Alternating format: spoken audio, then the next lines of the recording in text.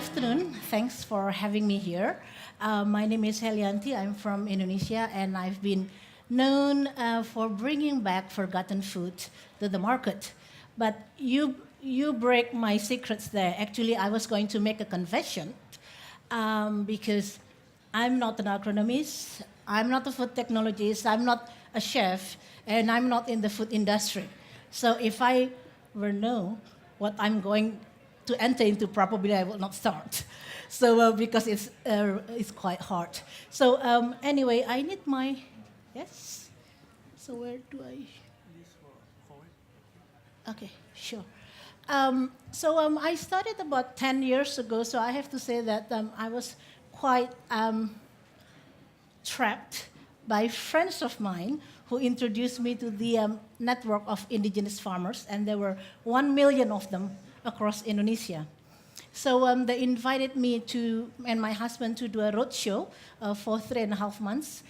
So I spent some time visiting one place to another, staying with them, going to the rice field with them, going to the gardens with them. But something that strikes me that made me enter into the business is because of very interesting reasons. At that time, first, the organic produce for me was, not much to my knowledge. Second, let alone the biodiversity. But I think I'm more distant to the fact that actually the ancient farming in Indonesia is based on spiritualism. So the first visit I did was in West Java, and I told the farmer that I will be going to the rice field with them. And it's like, yes, but it will be 4 o'clock in the morning. Are you okay with that? I was like, oh, fine. I'll be waking up 4 o'clock. So yes, 4 o'clock, knock on my door. Ma'am, are you coming with us? Yes, I'm coming with you. And then there was like, oh, by the way, you need to do your prayer first. Okay. So I did my prayer, and I was like, I'm ready to go. Wait, not yet, ma'am. Can you take off your shoes? Shoes? Why is that? Actually, I'm afraid of leech. He said like, that's how we connect to the earth and to the plants. There should not be any distance. So you can feel the pulses of the earth. You can feel the pulses of the plants. I was like, okay. So my husband said like, okay, just take off your shoes and, we just get going. So I was like, okay, I'm ready. Not yet. Another question. Are you in a good mood? What? It's like, no. If you're not in a good mood, I would rather not to have you in my rice fields. I don't want to upset my rice. Okay, I'm in a good mood, so let's go, I said. So it was like one trip to another, which I learned that actually the ancient farming in Indonesia is governed by spiritualism. And that I have no knowledge. Because when you're talking about organic, you are only talking whether seeds is GMO or not, whether you are using chemical fertilizers, chemical pesticides, whether you are using bleaching and all of that. But no one is asking you to do the pray, take off the shoes, and asking whether you're in a good mood. That's not how the certifications organic works. So we started to change. We started to use the tagline of artisanal, natural, organics, and then we changed it to indigenous Indonesia. Why? Because when we're talking about the indigenous way of doing the farming, it is organic, but organic not necessarily taking the wisdom.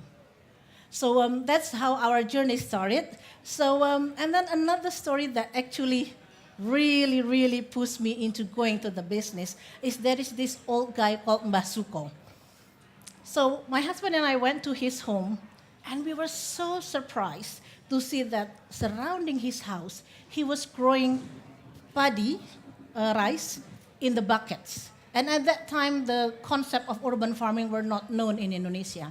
So I was asking him, why you're growing all this rice in the buckets? Oh, it's a long story. I was a victim of Green Revolution. So basically, back in the 70s, the government is introducing the Green Revolutions and expecting the farmers to shift from the ancient rice to the new type of rice that grows much faster and gives much better yield. And it's like, no, I'm not going to do that. It's against my will, and it's against my belief, he said, because there is no way that man-made seeds will be better than the God-given subsidy. That's what he said. And where he's ending up? Jail. He was put into prison because he's considered as confronting the government policy. So he was only released Sorry, I'm always crying when I talk. And it was only released when he signed the paper that he will grow the new type of rice. And then, no.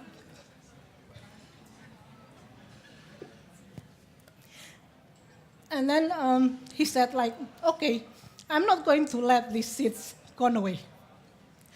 I'm going to make sure that it will pass on to the next generation. So that's when he decided to grow it in his pots in surrounding his house because the government will not touch what he's growing in his own garden. And then here come me and my stupidness of the city kids with my husband. And I said like, what are these? And then he kept mentioning that he was having like all these unique names. And then he's like, this one is pink rice, this one is purple rice, this one is very fragrant, this one, and it's on, and he was keeping about 55 different type of rice varieties. So I said like, Indonesia is already have democracy now. You are free to grow whatever you want to grow. Why don't you grow it? And it's like, yes, but the consumers has no more knowledge about this rice. Nobody's going to buy my rice if I grow it in my rice fields. Who's going to buy? So I said like, okay, let's experiment. Grow it in your rice field. I'll buy whatever you grow. You can grow whatever you want to grow. He's like, you sure? Yes. Because I thought he will not have a lot of land plots. If I have to buy the whole thing, I will not, crash my savings. So I was like, okay, let's experiment. So I was so excited with my husband. Going back to Jakarta, I started to design a beautiful packaging of rice box with the story and everything. And I checked to the factory. They say the minimum quantity of order is 5,000 boxes for 1 kilo. So I was like, fine. 5,000 is fine. 5 tons, that's it, And then I was so excited. And then he called. It's like, oh, we're already harvesting. We're sending the rice to your way. 8 different types. And it's like, perfect.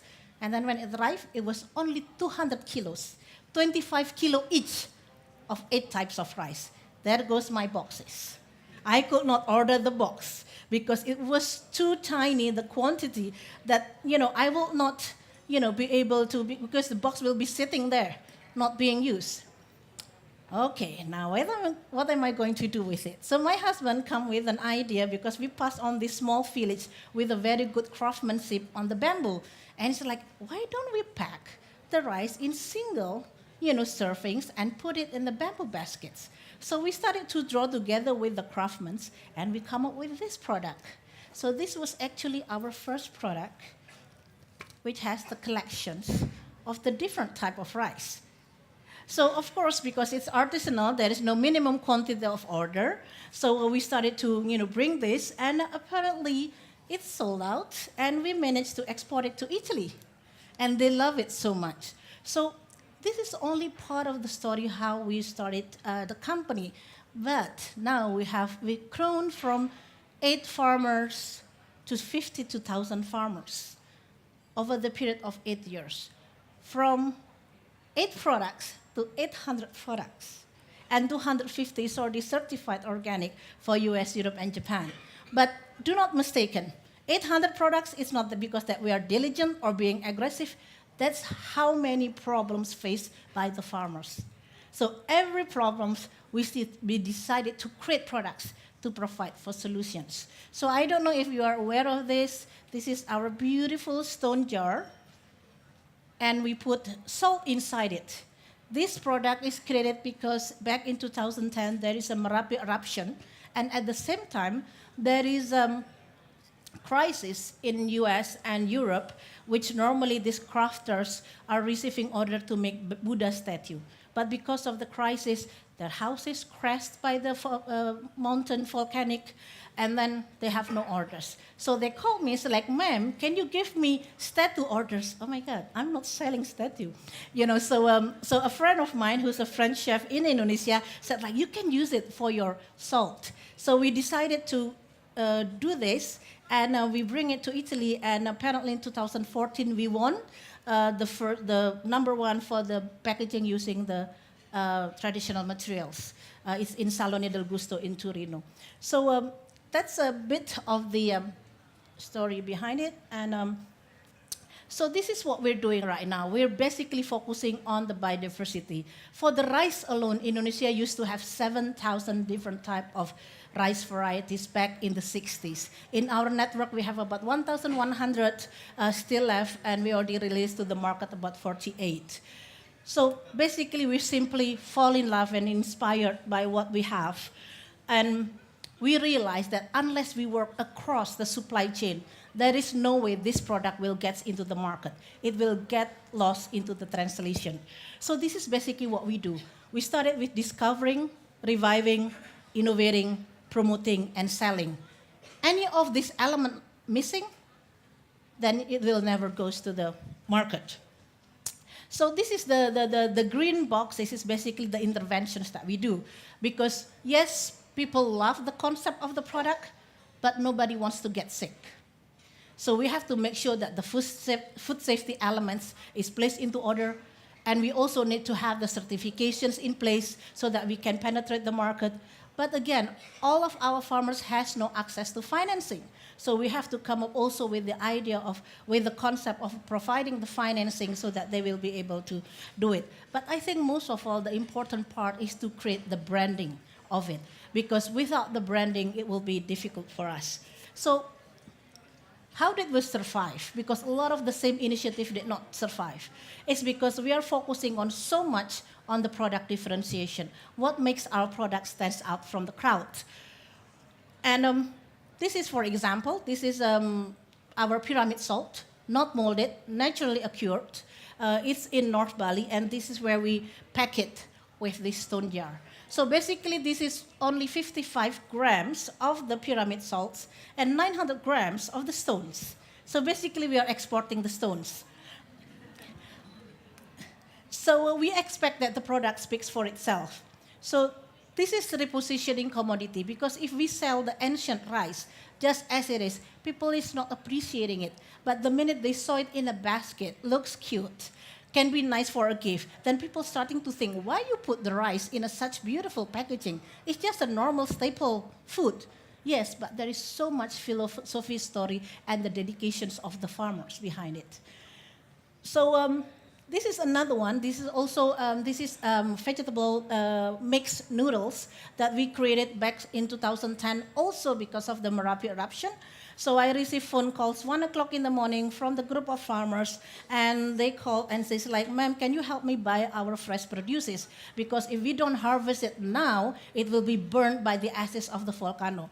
So I said like, okay, fine. I think like I can call my friends and get the vegetables distributed. So I said like, okay, give me the list and the quantity, and I'll have it purchased. And they started to give me a very long list. Carrots, 2 tons, broccoli, 500 kilos, spinach, 1 ton.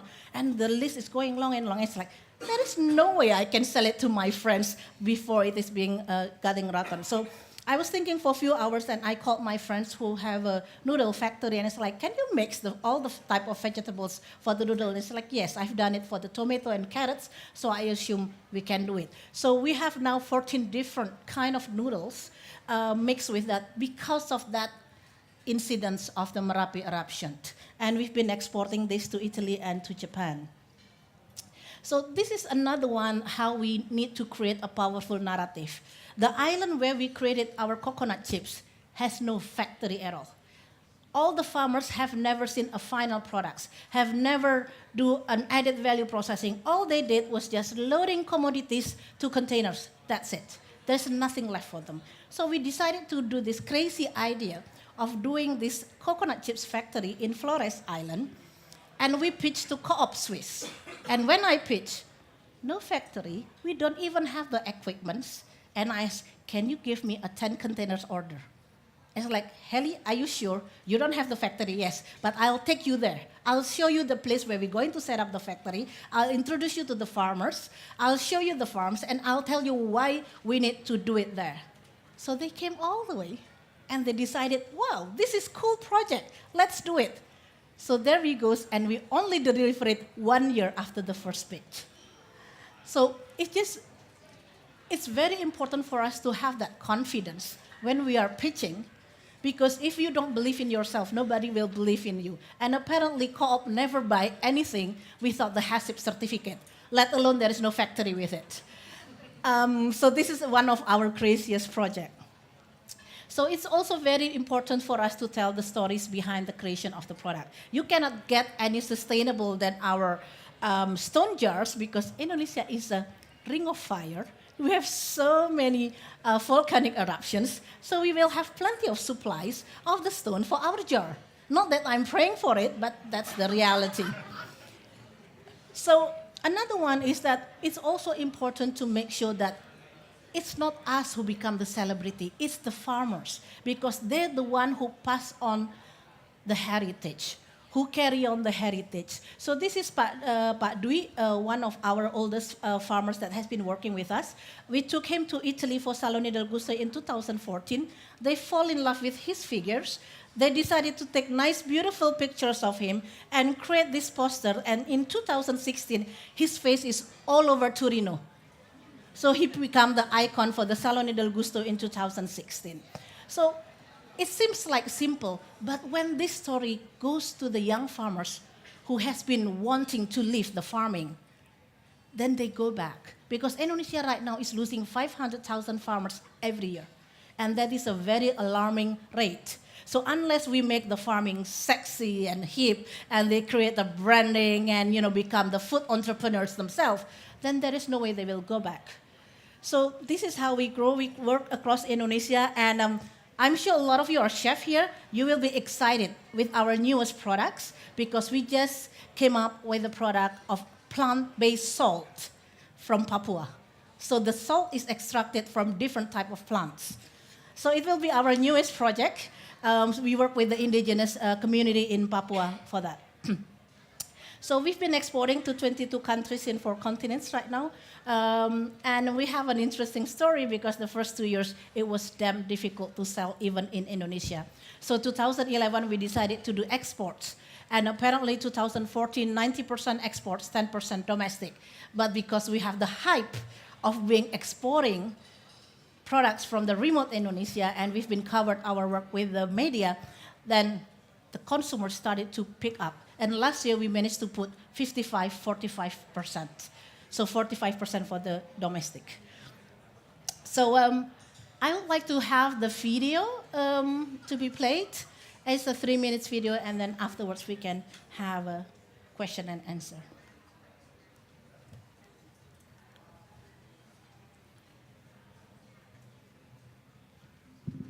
เปิดวิดีโอด้วยนะครับ